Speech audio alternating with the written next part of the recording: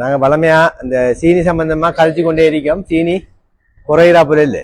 இப்போ பெரும்பாலும் இப்போ நாளைக்கு பெருநாள் வந்தா பெருநாளைக்கு பிறகு கொஞ்சம் பேர் பாட்டுகள் அட்மிட் ஆகுவாங்க. 500 550 600 சீனியோட போர்ட்ல வந்து அட்மிட் ஆகுவாங்க.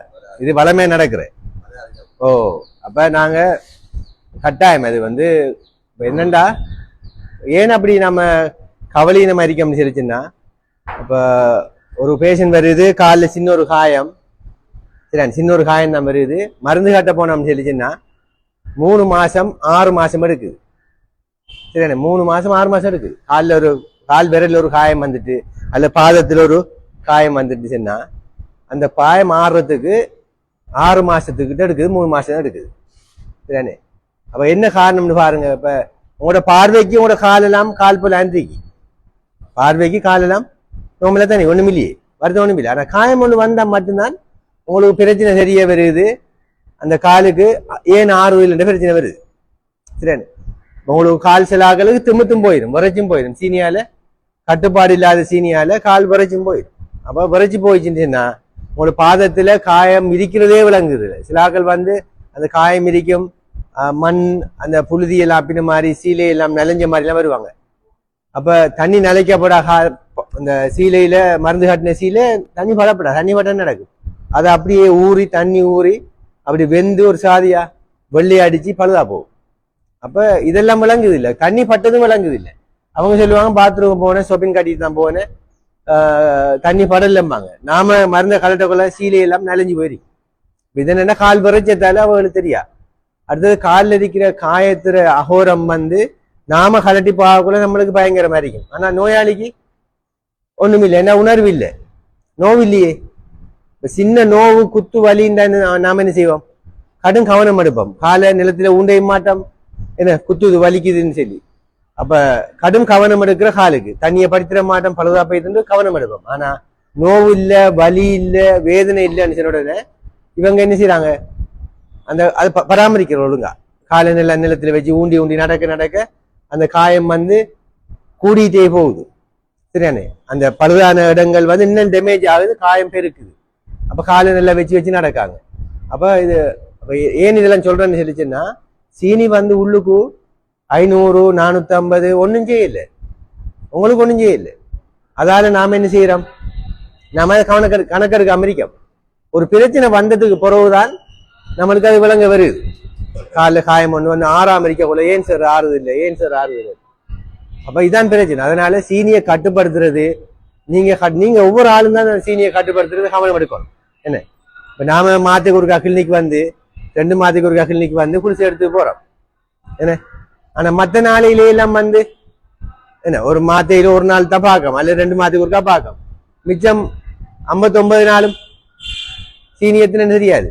நாம சீனி குத்தி பார்க்கோம்ல, அந்த சீனி எப்பே சீனி, ஒரு மாத்தைய சீனியா இல்லையே, அந்த சீனி அந்த டைம்ல உள்ள சீனி தானே அது.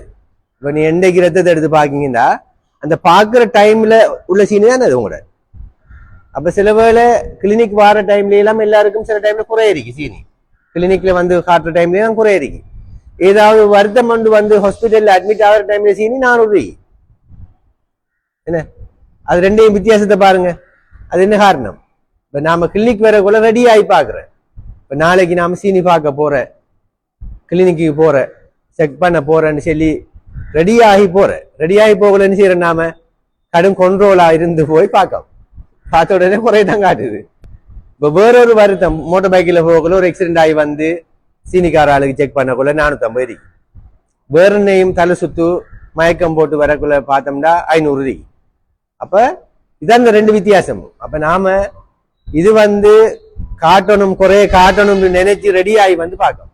அப்ப அந்த ஒரு நாள் மட்டும் சீனியை குறைச்சி சரி வருமா, இல்ல. ஒவ்வொரு நாளும் உங்களோட சீனி ஒரே கணக்குல இருக்கணும், கொண்ட்ரோலாவே இருக்கணும். இப்ப சாப்பிடாம பார்த்தோம்னா ஒன்னும் சாப்பிடாம பார்த்தோம்னா ஒரு 100 110 கீழே இருக்கணும். சாப்பிட்டு 2 ஹவர்ல பார்த்தோம்னா 180 குறைய இருக்கணும். சாப்பிட்டு போட்டு 2 மணி நேரத்துல பார்த்தோம்னா 180 குறைய இருக்கணும். நாம சொல்ற என்ன, இப்ப வரக்குள்ள சார் டீ குடிச்சாதான் 400. இப்போ ஒரு இடத்துல போன விசிட் ஒன்று போனேன், அங்க ஒரு ட்ரிங்க்ஸை தந்துட்டா அதான் 400. சரியானே? அப்ப அந்த ட்ரிங்க் வந்து அந்த டீ வந்து பிழையானது. அதாவது நாம சாப்பிட்டு போட்டு செக் பண்ணினோம்டா 2 மணி நேரத்தால பார்த்தா 180 குறை இருந்தா நீங்க கட்டுப்பாடான அளவு முறையில சாப்பிட்டீங்க. என்ன சீனி இல்லாமக்கு என்ன மாப்பொருள் மாச்சத்து இல்லாமக்கு சாப்பிட்டீங்க. பிஸ்கெட்டோட இப்ப டீய சும்மா சாப்பிடலாம். நம்ம ரஸ்க்கு பிஸ்கெட் இதுகளை சாப்பிடுற இதெல்லாம் கடும் இனிப்பு. நீங்க டீயோட பிஸ்கெட்டை தொட்டு சாப்பிட்டீங்கன்னு சொல்லிச்சுன்னா சீனி கூடும். இன்னைக்கு இதுல நல்லா டீயை பிஸ்கெட்ல எடுத்தா நீங்க டீக்குள்ள சீனி போடாமக்கு டீக்குள்ள சீனி போடாம டீயை ஊத்தி அதுல பிஸ்கெட்டை தொட்டு சாப்பிடுங்க இனிக்கும். சரியா? அப்ப பிஸ்கெட்ல சுகர் சேர்த்திருக்காங்க. அடுத்த பேக்கரி சாமான் அது நம்ம நாக்கிட்ட இருக்கிற பழக்கம். கேட்டா செல்றோம் நம்ம சிவப்பரி சோறு தான் சார் சாப்பிட்றேன், நான் காலையில கடலான் சாப்பிட்றேன், இந்த சீனி குறையுது இல்லை. அங்க பார்த்தா பேக்கரி சாமானோட சாப்பிட்றோம், பண்ணை சாப்பிட்றோம், பனிசை சாப்பிட்றோம், அல்லது ரோஸ் பானை சாப்பிட்ற, ரஸ்கை சாப்பிட்றது. அப்ப இதெல்லாம் தனிய சீனி. அப்ப நாம இங்க சிவப்பரி சோறு திண்டத்தால பிரயோசனமா இல்லையே. இப்ப சிலாக்கள் நினைக்கிறேன்னு சொல்லிச்சுன்னா சிவப்பரி சோறு சீனிக்கு மருந்து நினைக்கும். சீனிக்கு மருந்து இல்லை, அதுல சீனி குறையே. இப்ப நம்ம வெள்ளை அரிசி சோறை விட தீட்டாத அரிசி இருக்குத்தானே, அதுல சீனி குறைய அவ்வளவுதான். மற்றபடிக்கு அதை கூட திங்கலாம்னும் இல்லை. சரியா? அப்ப நாம சிவப்பரி சோறு திங்கம் சீனி குறையுது இல்லை என்றது இல்லை. இப்ப நாம இஞ்சால டீயோட பிஸ்கெட் சாப்பிடுறது. ஆகவே தயவு செய்து நீங்க சீனியை கட்டுப்படுத்தணும். இல்லைன்னு சொல்லிச்சேன்னா அப்ப நான் பிரதானமா அந்த காலில் வார காயங்கள் தான் பெரிய ஒரு பிரச்சனை. அந்த அது ஒரு சித்திரவதை. அது என்ன எல்லாருக்கும் பிரச்சனை. இப்போ வீட்டில் இருக்கிற பிள்ளைகளுக்கு பிரச்சனை. அம்மா வீழ்ச்சியால வச்சு கூட்டிட்டு வரணும்.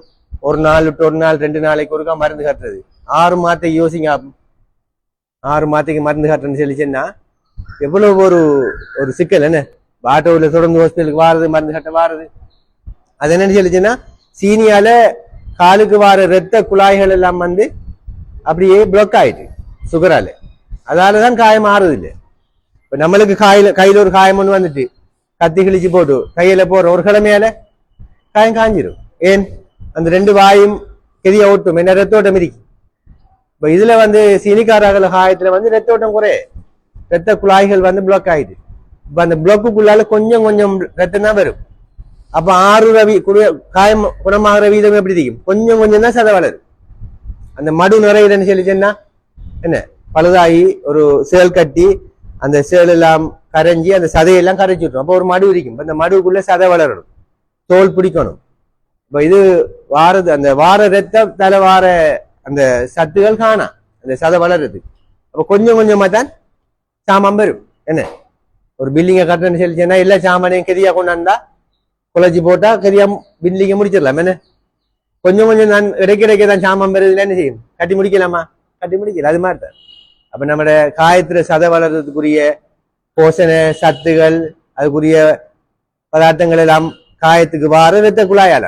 அப்ப ரத்த குழாயெல்லாம் பிளாக் ஆயிருந்துச்சுன்னா நான் போய் ஒரு காயம் ஒன்று மருந்து கட்டி போட்டு தான் வாரு, பவட்டி சொல்லி போட்டு தான் வாரு. இவ்வளவு பெரிய ஏரியாவும் சதை பிடிக்கிறேன்னு சொல்லிச்சுன்னா எப்படியும் 3 மாசம் 6 மாசத்துக்கு நீங்க நம்மட மனசை ரெடி ஆக்கி வச்சுக்கொள்ளணும். இல்லாட்டி என்ன செய்வோம்? கூட பேர் என்ன செய்யறா, இந்த டாக்டர்கிட்ட கட்டுறோம், இஞ்ச மருந்து கட்டுறோம், 6 கெதி ஆண்டு போட்டு இன்னொரு இடத்த கட்டுறேன், அங்க 6 போட்டு இன்னொரு இடத்த கட்டுறேன். இப்படி மாறி மாறி கட்டி வேலையே இல்லை சீனிவர்த்தக்கார காயத்துக்கு. சரியான சீனிவர்த்தக்கார காயம் ஆக்கள காயம் ஒரு இடத்துல ஒழுங்குமுறையா கட்டினா தான் அடுத்த வடிவம் விளங்கும் ஒரு ஆளுக்கு. நாம முந்தி கட்டினத்தை விட ஒரு மாத்துக்கு முதல்ல இருந்ததை விட இப்ப எப்படி காயம் இப்ப குணமாயிட்டு போகுது. அப்ப இப்ப புதுசா கட்டக்குள்ள அந்த டாக்டருக்கு தெரியா என்ன. அப்ப அதனால இந்த காயங்கள் வராம பாதுகாத்து கொள்ளணும். முதலாவது வந்தா ஒழுங்குமுறையா மருந்து கட்டணும். அடுத்தது சீனிய கட்டுப்பாட்டுல வைக்கணும். சரியானே? அப்ப சீனிய கட்டுப்பாடு தான் முக்கியம். விசேடமா இப்ப நாளைக்கு அன்றைக்கு பெருநாள், தயவு செய்து பெருநாள் அன்றைக்கு சுகர் காராக்கள் மட்டும் நம்ம இனிப்புகளை சாப்பிடாங்க. எங்கேயும் விசிட் போனா இனிப்பை மட்டும்துங்க. மற்றதுகளை கொஞ்சம் ஒரு அளவு சாப்பிடுங்க. என்ன ஒரு கட்லெட்டு சாப்பிடுங்க, ஒரு ஒரு ஒரு ஒரு உரப்ப சாப்பிடுங்க. சரியானு? வீட்டை சுட்டண்டு போட்டு 2-3 தருவா நாம ஒன்று தந்துக்கணும். ஒரு பழத்தை சாப்பிடுங்க. அங்க வச்சிருப்பா ஓரேஞ்சு வச்சிருந்தா ஒரு வாழைப்பழம், அதுலயும் சின்ன பழங்களை சாப்பிடுங்க. கதளிப்பழம் தான் நெல்லம். நீ கதளிப்பழம் வாங்கி வைக்க மாட்டாளா? வெக்கம் தானே. பெருநாள் அன்றைக்கு கோழிக்கூட்டு பழம் கொடுக்கணும்னு போட்டு அதுதான் வாங்கி வைப்பாங்க. அப்ப நாம அதுல ஓரேஞ்சு இருந்தா சாப்பிடுறேன், ஒரு ஈச்சம்பழத்தை சாப்பிடுங்க. அப்படி ஒரு செலக்ட் பண்ணி கொஞ்சம் சாப்பிடுங்க. சீனியை போடாம தாங்க சொல்லுங்க. டீயை ட்ரிங்க்ஸுகளை குடிச்சிடாங்க. பெருநாள் அன்னைக்கு தர ஜூஸுகள் தானே, பல்லுடா ஜூஸுகளை மட்டும் குடிச்சிடாங்க. குடிக்கணும் நீங்க பார்த்த உடனே சீனிக்காராக்களுக்கு அந்த சீனியோட கடும் விருப்பம் மாற. சீனிக்காராக்களுக்கு அந்த இனிப்பு சாமான் தானே அதோட கடும் விருப்பம் வரும். என்னன்னு சொல்லுங்க, அது கட்டுப்படுத்துறது தானே. கட்டுப்படுத்துற சாமான கண்டோடனே செய்யும், அதை திங்கணும் அன்றைக்கும். அப்ப கொஞ்சம் மனசை நீங்க கட்டுப்படுத்தணும். தயவு செய்து அந்த இனிப்பை திங்காம மற்றதுக்கு சாப்பிடுங்க. ஏன்னா இனிப்பு துண்டு மயக்கம் வருது ஆக்களுக்கு. சீனி கடும் ஓவராகி அந்த கோமாக்கு போற ஒரு கட்டம் ஒன்று வாரு. அதாவது ரத்தம் அசிட் ஆகுது. சீனி கடும் ஓவரா போனோன்னா பிளட் வந்து அசிட் ஆயிடுது. அசிட் ஆனா சுவாசிக்க கஷ்டம் வந்து ஐசியூல எல்லாம் வச்சுதான் அதுக்கு வைத்தியம் செய்யுது, ஓவரா குடிச்சுட்டா. சரியானு. அப்ப அதனால ஒரு அளவுக்கு இங்க பெருநாள் அண்ணனு தாரு ஒரு சின்ன துண்டு வட்டை பத்தி சாப்பிடுங்க. என்ன செய்யற ஆசைக்கு இந்த ஐஸ்கிரீம் எல்லாம் தின்றாங்க. சரியானு. அப்ப சின்ன ஒரு சுண்டை சாப்பிடுங்க. ஒரு நாள் தான் அது பிரச்சனை இல்லை.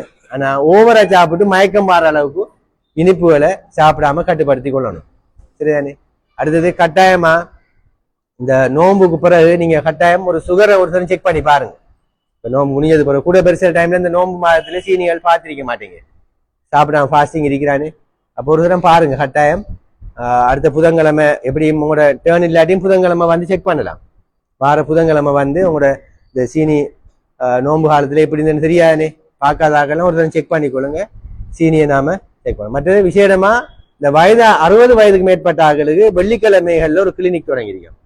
சரியானே. வெள்ளிக்கிழமை ஸ்பெஷலா அந்த வெள்ளிக்கிழமை வந்தாலும் உங்களுக்கு சீனி எல்லாம் செக் பண்ணுவோம் வெள்ளிக்கிழமைகள்ல.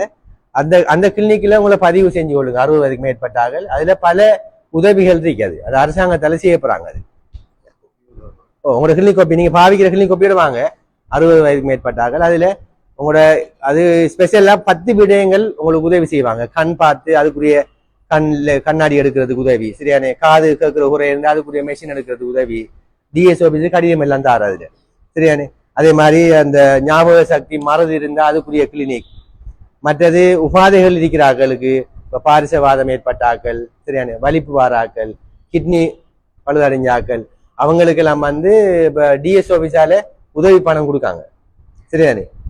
10,000, 70 வயதுக்கு மேட்ட அவங்களுக்கு 10,000, 60 வயதுக்கு மேட்ட 5,000 ரூபாய் காசு கொடுக்காங்க. அந்த உதவிக்குரிய ஃபார்ம் எல்லாம் நாங்க நிரப்பி தருவோம்.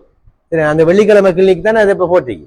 அதுல உங்களோட வீட்டுகளையும் சில டைம்கள் இருப்பாங்க. அம்மா மேட் வயசனாக்கள் அப்படி நடக்கையில நமக்கு முழங்கால் மூட்டுவாதம், மடிக்கையிலா குந்தையிலா கொமட் வைக்கிறதுக்கு, அதே மாதிரி கொமட் டாய்லெட் கட்டி தர உதவி, இதெல்லாம் டிஎஸ் ஆபீஸால இருக்கு.